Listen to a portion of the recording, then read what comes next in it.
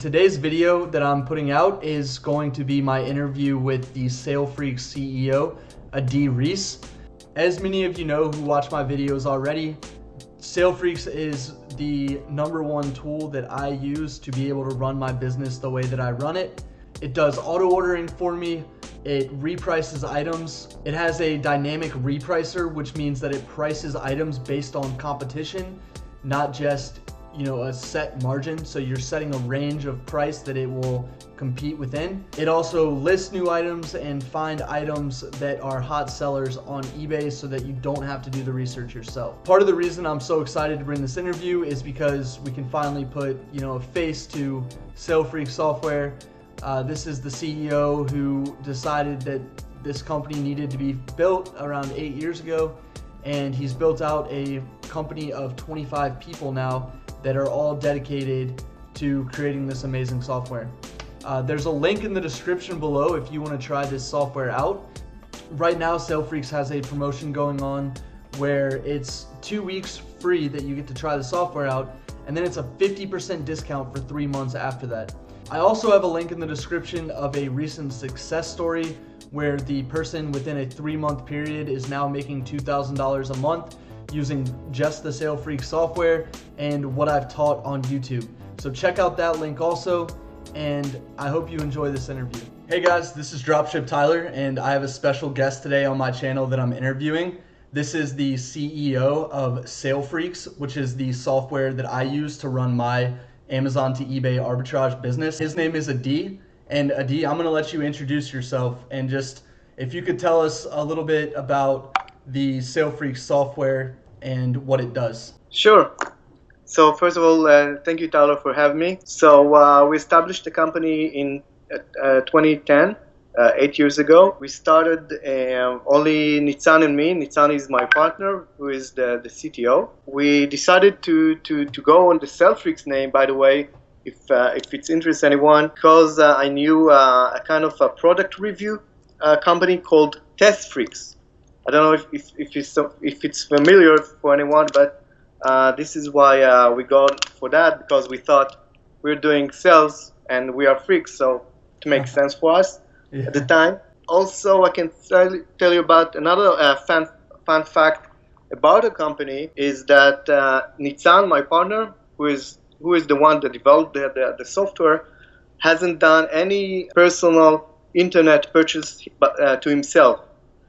We did like 8 million purchases through SaleFreaks system, but he never did any online by himself to his home or something like that. Another funny thing is, at first we were on low on budget, so we had to create some kind of logo to our company. Mm-hmm.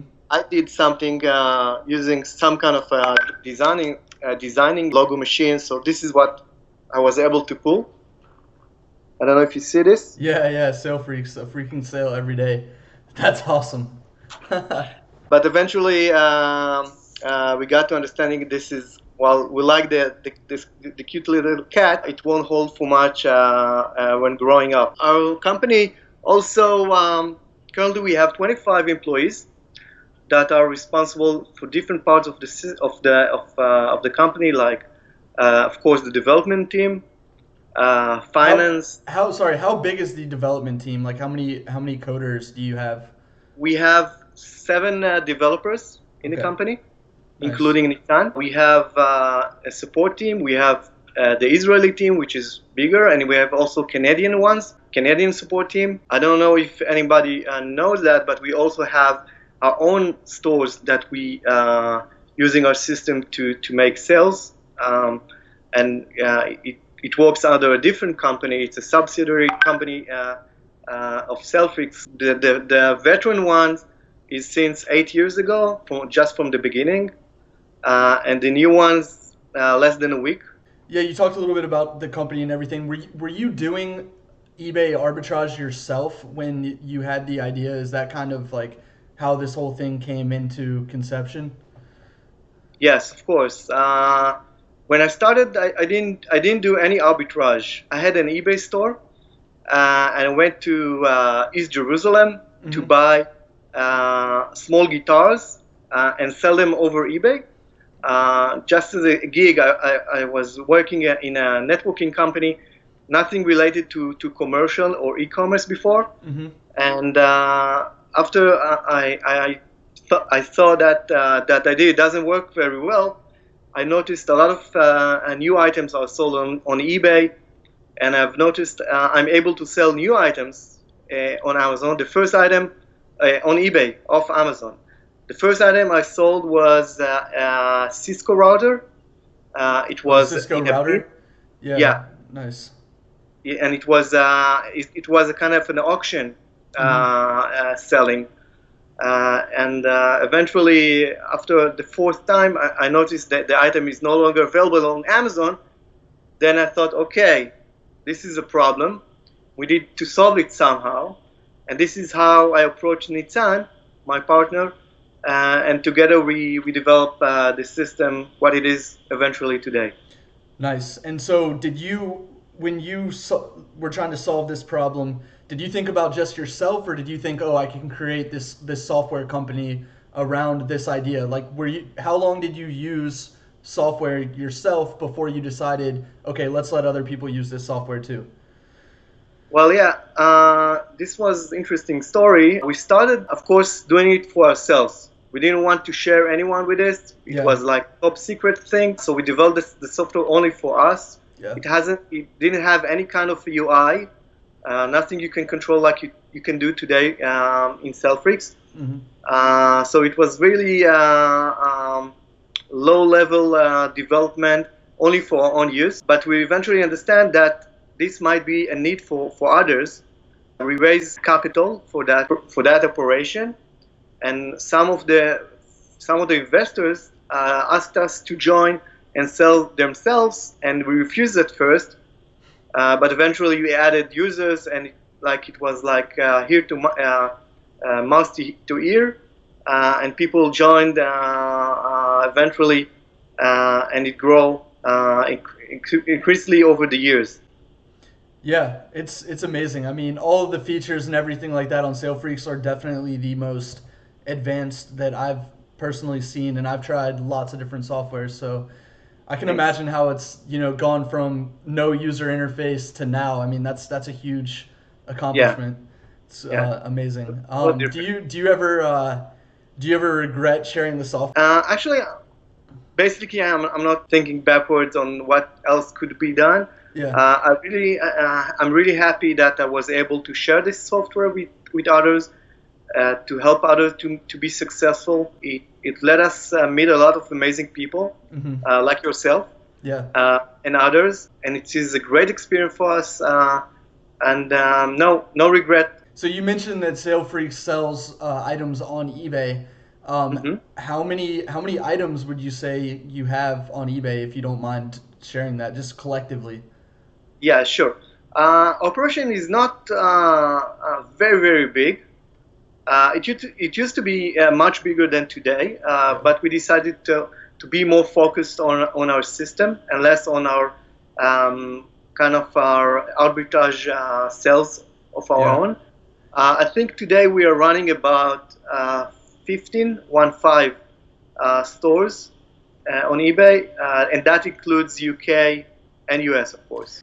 We're managing about 300 items. How many? Sorry, 300,000? Is that?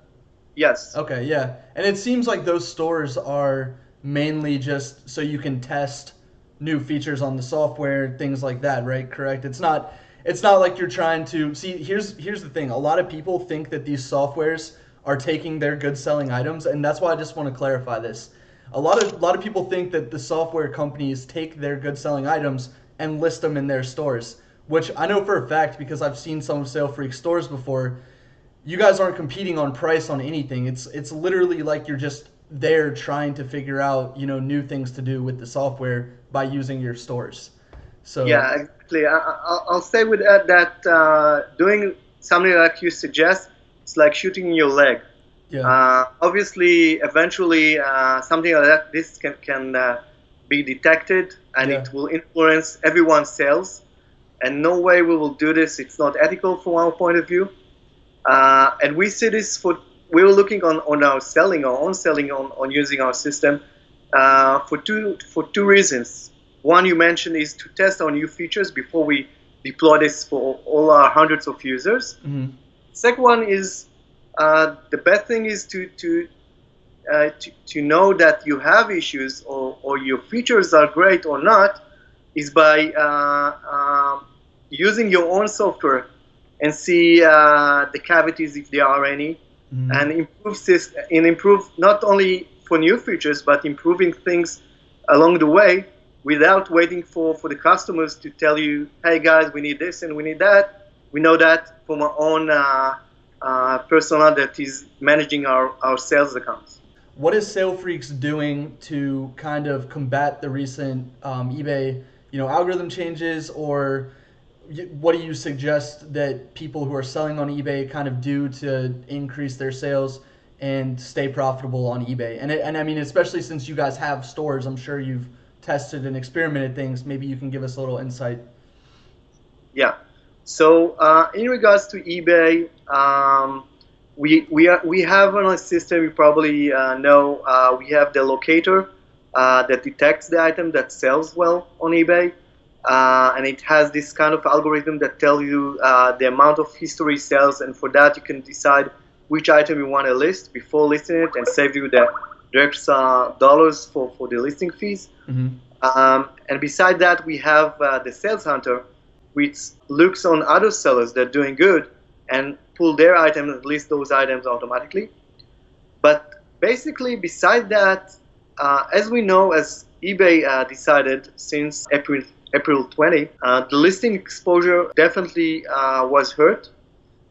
This is why we also got to a lawsuit against eBay, and we eventually we discarded that. We left this lawsuit because there was no way for us to win in that. The thing is, we know from eBay likes our items. eBay love the dropshippers only if they have the unique items, only if they do not compete with the pops and moms or brick and mortar items. So our system is able to find that by looking on the sold items on eBay. Mm-hmm. So by that we know that those items are with a good exposure, right? Yeah, and that's something I've thought about with the catalog changes that are going to happen. If Mm-hmm. the locator, works the way it works, where it finds an item that you can undercut, right? So that means that catalog, you can get in that catalog and be one of the lowest priced items and actually sell. So the locator is going to even become more important once that buy box kind of, like the Amazon buy box, once that buy box happens on eBay. I definitely think that the locator is probably one of the best tools going forward to use to find the items. Thanks. And another thing, when we're thinking about uniqueness, we're thinking what else we can add off Amazon that will keep us still unique. Yeah. And we have several ideas how to handle that. Already going through development. I can't share right now with you, but we'll be happy to share it once it's available. Mm-hmm. There will be interesting features tackling exactly this uniqueness that needs to be added to eBay. So items that are unique will be able to list. For example, you can see all the open box items are from the eBay perspective are also unique because they are condition new order. Yeah, new order. And not many sellers selling those items with that specific condition. So our way of thinking is adding more of those type of items off Amazon and from other different suppliers. Yeah, and I've talked to people who have listed basically only open box, and their sales are insane compared to the people who are trying to list new items right now. So there's something special about the open box items that eBay is giving them some sort of more exposure because of the price or just something like that is, or like you said, the uniqueness. Yeah. It's crazy. Yeah. All right, so there's been some interesting new challenges with eBay, and I kind of just want to ask you what you think about them, and in the future how we can kind of avoid them, or maybe just so these things don't happen again. And one of them is the recent lawsuit with the company Comwin. And I did a video with Nahar from Zeek Analytics. I'm going to put that link in the description so you guys can see that. But I want to know your opinion on what you think of this lawsuit and what's going to kind of come of it. I know we're both not legal experts, but we can still, talk about it. Yeah, sure.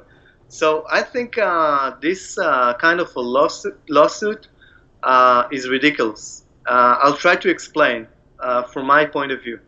So there is a seller on Amazon that private label some kind of a product or a line of product. We listed their items through Amazon to our eBay stores, and eventually they sued about 160 people for saying they are counterfeiting. Mm-hmm. And this has no common sense with it, because the item that were listed are pointing for the item they're selling on Amazon. So there is no case here whatsoever. We are extremely angry with that, because the court decided to take hold of the PayPal accounts for the defendant without really checking the plaintiff, without seeing any proper evidence showing that those people sold counterfeits. So it's very irritating. People had to invest money to approach the court, but I really think the court will decide in our favor, in the favor of the community, the dropshipping community, which is very important to me personally. And I really think it will be rejected up front. And I really hope judge will ask for, or we will ask for damages for this lawsuit, because a lot of people had to pay a lot of money for settlements and lawyers, and it's for nothing. Yeah, and I agree. I mean, I'm pretty sure we will prove it. And I would like to mention also Nahar Geva, who combined all the people about this lawsuit. I think we're gonna really prove with our lawyers this has nothing to do with counterfeits, and eventually I hope it will show in the industry. Doesn't make any sense to create those kind of lawsuits that hurts the dropshippers. Yeah, and as you said, I mean, not just I don't think it's just because of you have a financial stake in it with the software. I think there's a lot of personal connections you have that will be hurt from this. The Sale Freaks users and everything like that. If more cases like this go forward, there's a lot of people on Sale Freaks that have been able to make this their full-time living, and thanks to you creating the software. But if this lawsuit doesn't go the way we anticipate it will go, then a lot of us will be hurt, and we'll have to find other avenues to make money, which we don't want to do, because eBay dropshipping obviously is our job right now. Yeah, definitely. And from previous understanding and reading other lawsuits similar to the common one that we talked about, we see that the judge decided in favor of the defendants, and probably will verdict damages to defendants on expense of the plaintiffs. So I don't think it will be harmful eventually. But we need to fight this and win this case, definitely. Yeah, and if we win this case, then it's going to prevent in the future other people trying to do this, because they know they're going to have to repay damages, and then that's kind of, I guess that's how we can prevent this kind of thing going forward. It's just winning this case. I think the most important thing is get this case denied, and following that, we must also ask for damages to continue this trial for the future, to avoid similar things in the future like this. Agreed. We can't be seen as easy money that's just gonna roll over, because what we're doing is nothing that we're doing is unethical in my view. We're selling someone else's product, helping them gain exposure in another marketplace that they're not selling necessarily. It's so interesting that they claim damages and all that. So they should thank us, because we were able to sell their items, while on Amazon they didn't sell very well. That's true. And the judge seeing that in another case, he's seeing that eye to eye like we are. Yeah, and it almost seems like these people who do these lawsuits aren't making enough money from their own e-commerce stores. So they think, okay, I'm not successful with this, but maybe I can be successful suing people, and then that will just be my job or my business. My business is just basically suing people, you know. But This is it's wild. typical trolling. Typical trolling that this must be stopped, definitely. Agreed. Agreed. So going forward, what do you think is going to set SaleFreaks apart from other softwares that do similar things as SaleFreaks? In a nutshell, we're looking at on Cellfreaks, as you said it before, we were looking at it as something that will allow people to live and use Cellfreaks for the full income, not like a gig. And in our philosophy is by doing whatever we're doing, building a software that is complete. We have the system that locate the hot items. We have several ways to do this. We mentioned Sales Hunter and Locator, and we have the listing wizard, and we'll have other tools. The ability to locate the items, filter out the items, doing the orders automatically, to be able to sell in different places. Not only eBay, by the way, we're also supporting Bonanza, Shopify, and we'll be able to support more marketplace very soon. And also having the ticketing system that allow you to communicate with your buyers easily and in cases. So the idea is you get all of that, and you are able to scale on multiple accounts on multiple marketplaces, and to see every minute your revenue and profit. So you'll know exactly where you stand. Yeah, agreed. I found that the dashboard by far the best in terms of organization, where you can see the orders that have come in minute by minute. You can see your best-selling items. You can see your profit over the last 24 hours, over the last 7 days, 30 days, a year. Yeah, I mean it's an incredible software what you guys have done. So Thank you. I definitely appreciate everything you guys do. It's pretty insane. I know I bother you guys all the time about new features and whatever, and most of the time I actually do see it implemented. So I appreciate that. I really appreciate you coming on here, Adi, and I hope we can do a live Q&A sometime where people can ask you questions. Is there anything else you wanted to say? I'm good. I only wanted to say it was great talking to you, and I'll be happy to do a Q&A live with the audience, with our community, and listen to questions, even the hard ones. Try to answer, and that's it. Definitely. And I think if we do a live Q&A, some people will definitely ask some tough questions. So that'll be fun if we can organize that. All right, thanks again. Bye. Thank you. Bye-bye.